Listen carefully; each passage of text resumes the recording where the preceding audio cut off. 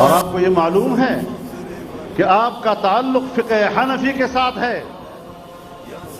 فقہ حنفی وہ فقہ ہے جس نے مملکت کے قانون کی حیثیت سے تمام عباسیین کا کئی صدیوں پر محیط دور اس میں حکومت کا قانون فقہ حنفی رہا ہے۔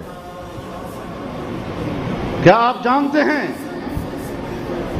کہ صدیوں پر محیط خلافت عثمانیہ جن کی سرحدات ایک طرف چین سے ملتی تھی دوسری طرف افریقہ سے ملتی تھی، اس تمام دنیا پر خلافت عثمانیہ کی حکومت تھی اور قانون امام ابو حنیفہ کا چل رہا تھا۔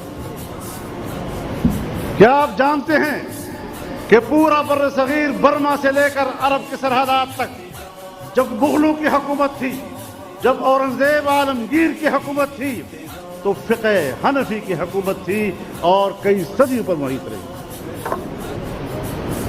تو آپ لوگ دنیا کے حاکم رہے ہیں، آپ کی فقہ نے حکومت کی ہے، اور آج بھی میں دعوے سے کہتا ہوں، چاہے کسی ملک میں فقہ مالکی ہو، چاہے کسی ملک میں فقہ حنبلی ہو، چاہے کسی ملک میں فقہ شافعی ہو، باوجود وہاں کے قانون فقہ شافعی کے تابع ہونے کے پھر بھی وہ فقہ حنفی سے بے نیاز نہیں ہو سکتے۔ تو انسانیت کے لیے ہیں آپ، تعصب کس بات کی کر رہے ہیں؟ جہاں پر فقہ حنبلی میں خلا ہے، میں سعودی عرب گیا تھا ابھی، وہاں کی قیادت نے مجھے کہا کہ ہمارے بہت سے شعبوں میں ہماری اپنی فقہ ہماری رہنمائی نہیں کر رہی، ہم فقہ حنفی کے قوانین نافذ کر چکے ہیں۔ اور کوئی فقہ کسی فقہ سے وابستہ لوگ فقہ حنفی سے بے نیاز ہو ہی نہیں سکتے۔ یہ شورائی فقہ ہے۔ تعصبات کس چیز کی؟ سب ائمہ برحق ہیں، سب ہماری آنکھ کے تارے ہیں، سب نے استنباط کیا ہے قرآن و سنت سے۔ اجتہادات کا اختلاف ہو سکتا ہے، مشکل آ جاتی ہے تو کسی اور امام کے رائے پہ۔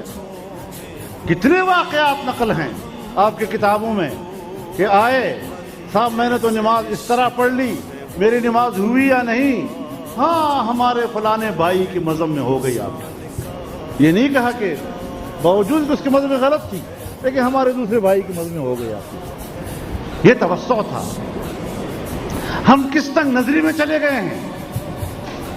خدا کے لیے اپنے رویوں میں تبدیلی لائیں، وسعت پیدا کریں اور سب کو بھائی بنا کر لے جائیں۔